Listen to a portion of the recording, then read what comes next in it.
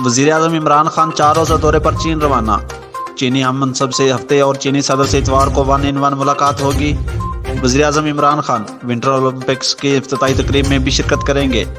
وزیر اطلاعات فواد چودھری کہتے ہیں چین کے صدر 2 سال بعد کسی عالمی رہنما سے مل رہے ہیں۔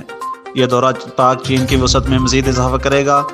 معید یوسف کا کہنا ہے کہ چینی ہم منصب سے افغانستان کی صورتحال پر بھی بات چیت ہوگی۔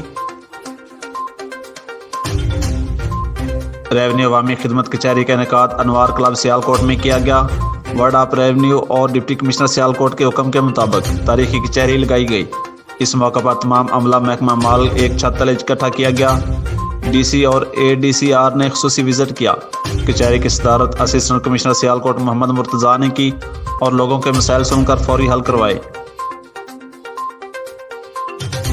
اجرا شاہ مقیم میں مقدمہ بازی کی رنجش پر مخالفین کے ڈیرہ میں گھس کر فائرنگ لگنے سے مبشر علی شاہ شدید زخمی، ہسپتال منتقل کر دیا گیا۔